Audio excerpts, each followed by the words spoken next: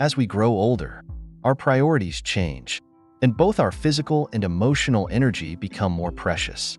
The way we choose to spend our time has a direct impact on our overall well-being and quality of life.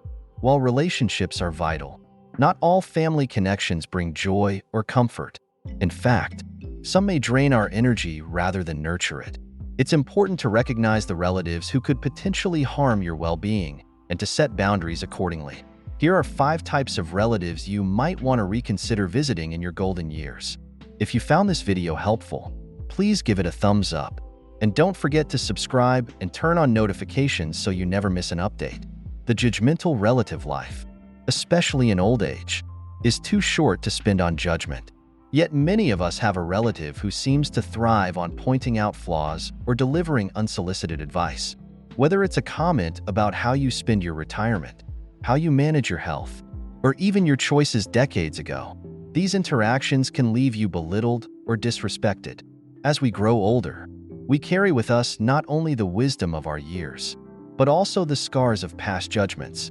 There's a unique sting when criticism comes from family, people you may have sacrificed for, cared for, or deeply loved.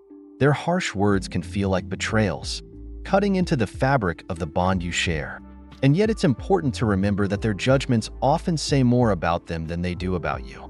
A judgmental relative often operates from their own insecurities or a need to feel superior. Perhaps they see your independence as a threat, or your contentment in retirement reminds them of the things they didn't achieve. It's not uncommon for people to project their fears or regrets onto others, especially onto those who seem at peace with their lives. But at this stage in your journey, you've earned the right to peace. Peace in your choices, peace in your memories, and peace in your relationships. Subjecting yourself to constant judgment chips away at that peace. It can make you second-guess decisions you've long made, decisions that were right for you at the time. It can create unnecessary tension and rob you of the joy you deserve in this precious phase of life. Instead of subjecting yourself to this dynamic, consider what you truly want from your remaining years. Isn't it a sense of fulfillment? Isn't it laughter, love, and the freedom to live authentically? If a relative's words make you feel less than worthy, you have every right to step back. This isn't about cutting ties out of spite. It's about preserving your mental and emotional well-being. When you find yourself in their company, you don't have to engage. You don't have to defend your choices or justify your past. You can simply listen, smile politely, and change the subject to something neutral, like family memories or the weather. And if the criticism persists, remember that you're not obligated to stay. Politely excusing yourself can be an act of self-care. You've spent decades navigating the ups and downs of life. You've built a legacy of resilience, love, and wisdom. Don't let a judgmental relative dim the light you've worked so hard to cultivate. Surround yourself with people who see the value in your journey, who uplift you with their words and actions. Let those be the relationships you cherish in your golden years. The constantly negative relative. As we age, the importance of preserving emotional well-being becomes increasingly clear. Each day is a gift, and filling those days with gratitude and peace becomes a deeply fulfilling way to live. Yet some relationships threaten to disrupt this harmony, especially with a relative who carries an air of constant negativity. Their outlook on life seems perpetually clouded, their conversations brimming with complaints, criticisms, or despair. For seniors who often seek calm and reflection in their later years, such interactions can feel like a heavy burden. A constantly negative relative is not just someone who has the occasional bad day or shares a personal struggle. This is someone whose worldview is persistently bleak, someone who seems to find fault in everything: people, circumstances, even moments of joy. They complain about politics, criticize family members, or lament about things beyond their control, often leaving no room for uplifting or meaningful discussions. Being around them can feel like stepping into a storm where their negative energy dominates the atmosphere. The toll of these interactions on older adults can be profound. Negativity, especially when it is relentless. Negativity has a way of seeping into your own mindset. You might find yourself feeling anxious or deflated after spending time with them, even if their grievances have nothing to do with you. Over time, This exposure can dampen your sense of optimism and make you question whether the relationship is worth maintaining. And yet, because they are family, it may feel difficult to step away or set boundaries. It's important to recognize that a constantly negative relative is often trapped in their own pain or dissatisfaction. Their outlook is likely shaped by unresolved issues, unfulfilled expectations, or fears they cannot articulate. While this understanding can foster compassion, it does not mean you must bear the weight of their negativity. You cannot control their mindset or fix their unhappiness, and trying to do so will only drain your own energy. Instead, the key lies in protecting your peace while maintaining a level of empathy. By reframing your interactions with this relative, understand that their negativity is not a reflection of you or your choices. It is a manifestation of their own struggles. This shift in perspective can help you approach their complaints with detachment rather than internalizing their outlook. When they begin to spiral into negativity, remind yourself that you're under no obligation to absorb their perspective or carry their emotional burdens. Setting boundaries is an essential part of maintaining your well-being. If this relative often dominates conversations with complaints, steer the discussion toward neutral or positive topics. For example, you might gently redirect by saying, "That sounds difficult. Let's talk about something that brings us both joy." If their negativity persists, it's okay to limit the duration of your visits or phone calls. Politely but firmly explain your need for uplifting interactions, saying something like, "I care about you, but I want to focus on the positive things in life right now." Another strategy is to prioritize your own self-care. After spending time with this relative, engage in activities that restore your sense of peace, whether it's gardening, taking a walk, or sharing a laugh with a close friend. Surround yourself with people who bring positivity into your life, as their presence will help counterbalance the effects of any negative interactions. It's also worth considering the power of forgiveness, though not necessarily for their sake. Forgiveness allows you to release any resentment or frustration their negativity might create, freeing you from the emotional toll of their outlook. This doesn't mean excusing their behavior or allowing it to continue unchecked. Rather, it means letting go of the weight their negativity places on your heart. Finally, remember that you are in control of your own happiness. While you cannot change the nature of a constantly negative relative, you can choose how much of your time and energy you devote to them. By focusing on relationships and activities that uplift you, you ensure that your golden years are spent in ways that bring joy and fulfillment. Negativity may persist in the world, but it does not have to define your experience of it.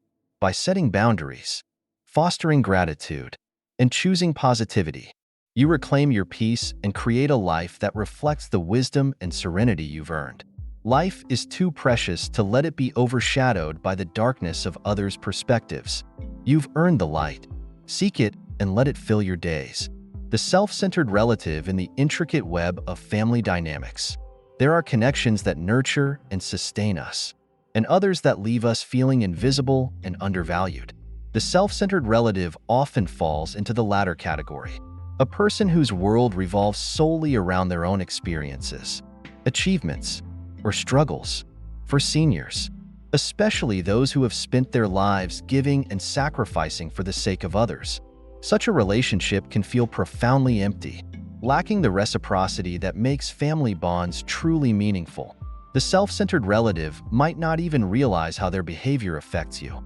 They dominate conversations, turning every interaction into a monologue about their own lives.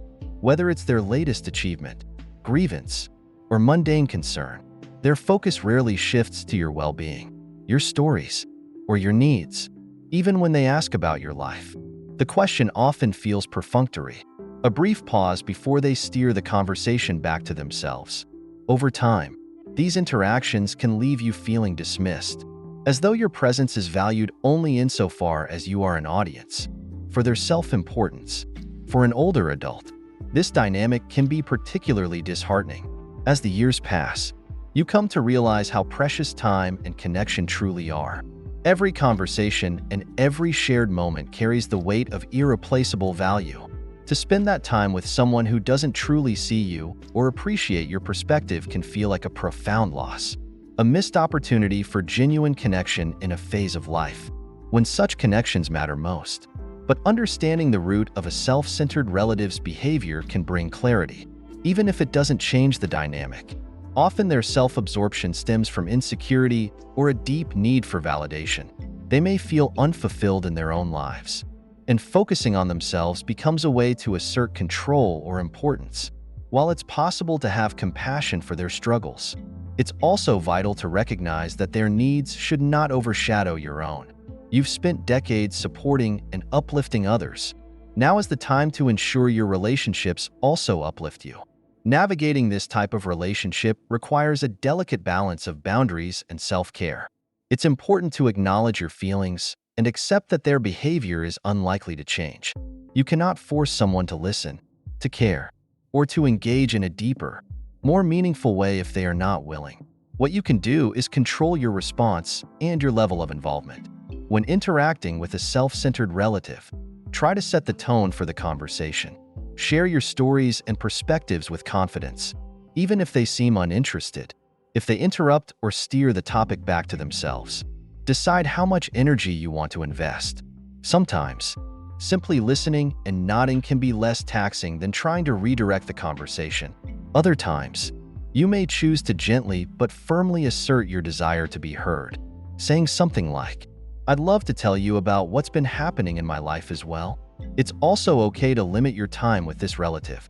Prioritize relationships that feel reciprocal, where both parties listen, share, and genuinely care about one another's well-being. These are the connections that nourish your spirit and bring joy, reminding you of the beauty of mutual respect and understanding. Forgiveness can also play a role, though not in the sense of excusing their behavior. Forgiveness is about letting go of the frustration or resentment their self-centeredness might create, freeing yourself from the emotional toll of unmet expectations. By releasing those feelings, you allow yourself to approach the relationship with clarity and without the weight of disappointment.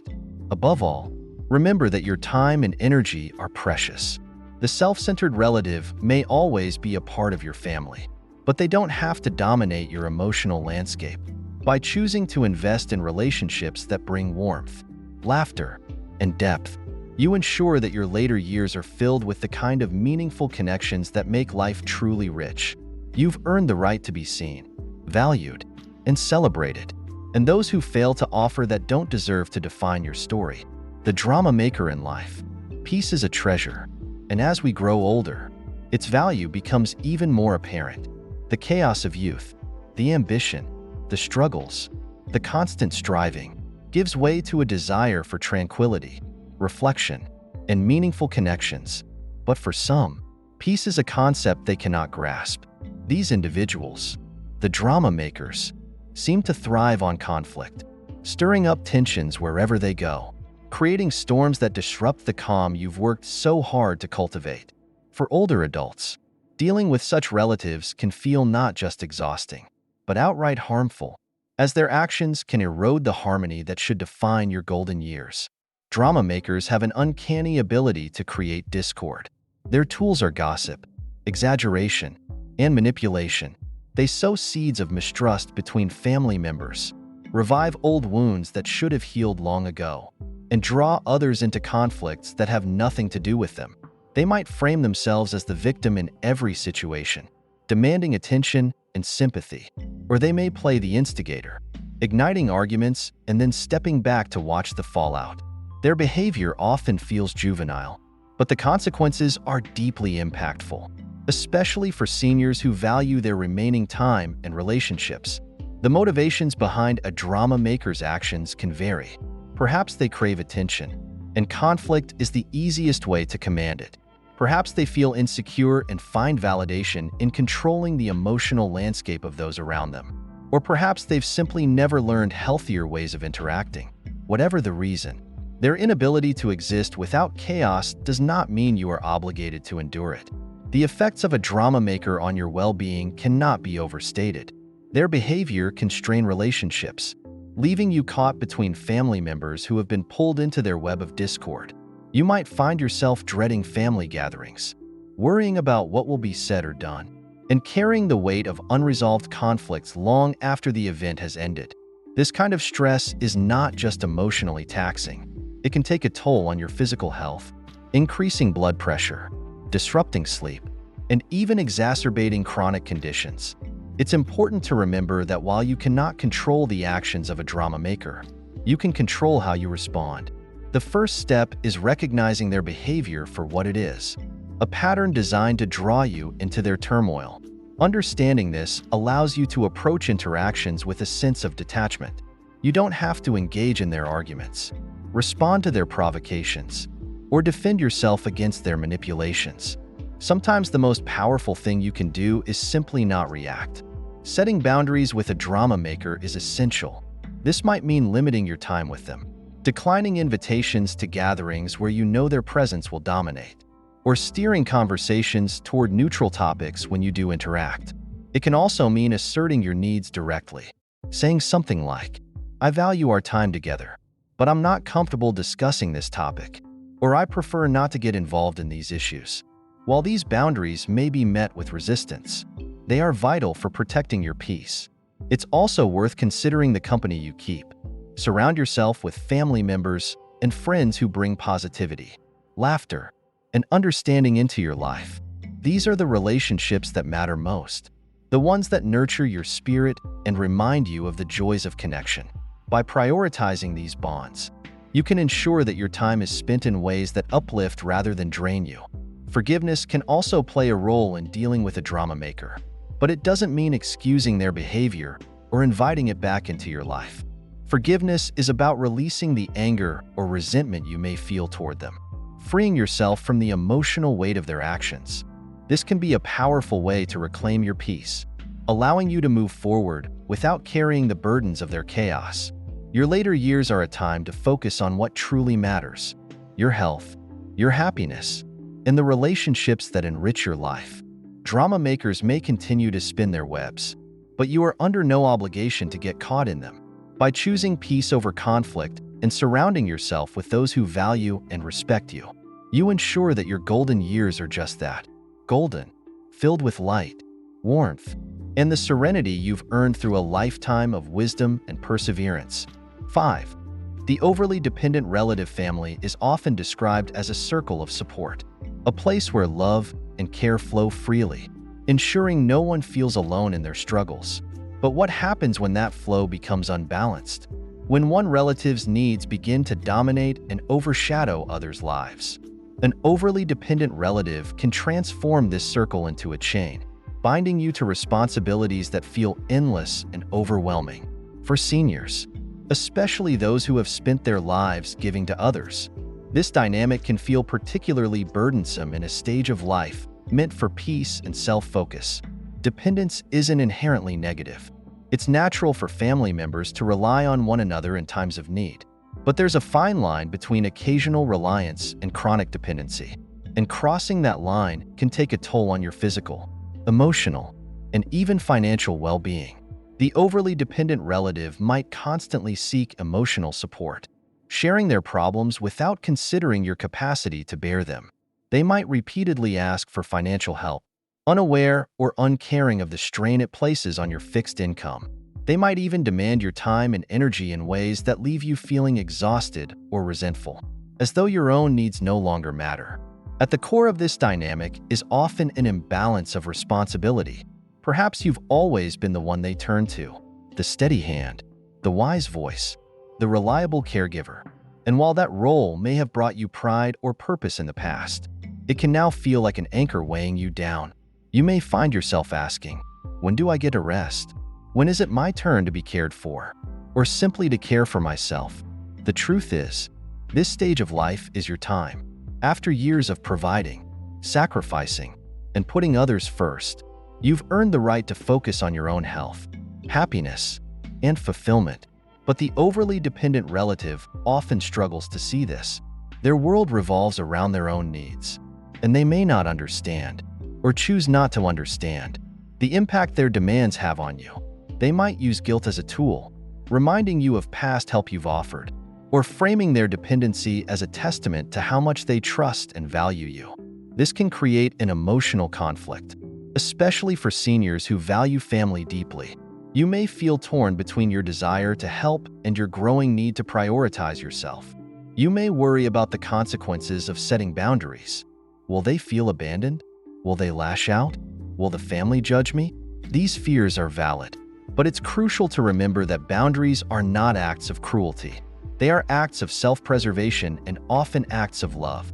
By stepping back, you allow your relative the opportunity to grow, to find solutions beyond relying on you, and to develop the resilience they need to face life's challenges. Establishing boundaries with an overly dependent relative begins with honest communication. It's important to be firm, yet compassionate, explaining your limits without placing blame. For example, if they often seek financial help, you might say, "I wish I could continue helping, but my budget is tight, and I need to focus on my own stability."